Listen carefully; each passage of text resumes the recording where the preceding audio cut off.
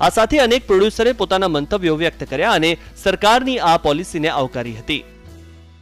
અત્યારે નવી પોલિસી જે ડિક્લેર થઈ એમાં કેટેગરાઇઝેશન થયું છે એનું, એટલે category wise, quality wise, content wise, એની પ્રોડક્શન વેલ્યુ વાઇઝ, એની સ્ક્રીન પ્લે, એના સબ્જેક્ટ, એની ટ્રીટમેન્ટ, આ બધું ઓન ધ હોલ જોઈને એને ગ્રેડેશન આપશે અને ગ્રેડેશન પરથી એને સબસિડી મળશે.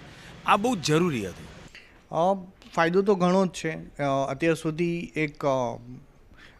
એક ગુજરાતી ફિલ્મ મેકરને એક અનિશ્ચિતતા એની આસપાસ વણાયેલી રહેતી હતી. એની બદલે હવે એક ફાઇનાન્શિયલ સિક્યોરિટી આવી ગઈ છે કે જે પણ ટેકનિશિયનો છે, જે પણ કલાકારો છે, એને એક સારી ફીઝ આપીને હાયર કરી શકાય છે, જે સૌથી મોટો ફાયદો છે કે તમે સારા ટેકનિશિયનો લઈ આવશો, સારા આર્ટિસ્ટો લઈ આવશો, સારી વાર્તાઓ લઈ આવી શકશો કે જેનાથી દર્શકોને પણ સારી ફિલ્મો જોવા મળશે.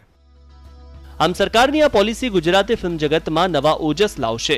લોકો ગુજરાતી ફિલ્મ જોતા થશે અને ગુજરાતી ફિલ્મને વેગ મળશે તેમ કહેવું ભૂલ ભરેલું નથી.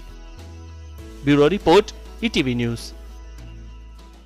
છેલ્લા થોડા સમયથી આવી રહેલી ગુજરાતી ફિલ્મ ધૂમ મચાવી રહી છે, જેવી કે છેલ્લો દિવસ, બે યાર, પોલમપોલ આવી અનેક ફિલ્મો છે જેને લોકોએ જોવાનું પસંદ કર્યું છે. એટલું જ નહીં પરંતુ થિયેટર પર પણ ધૂમ મચાવી છે. લાગે છે કે ધીમે ધીમે ભાંગી પડેલી ગુજરાતી ફિલ્મ ઇન્ડસ્ટ્રીઝ નજીકના જ દિવસમાં ઊભી થતી જોવા મળશે. આજના આ એપિસોડમાં બસ આટલું જ.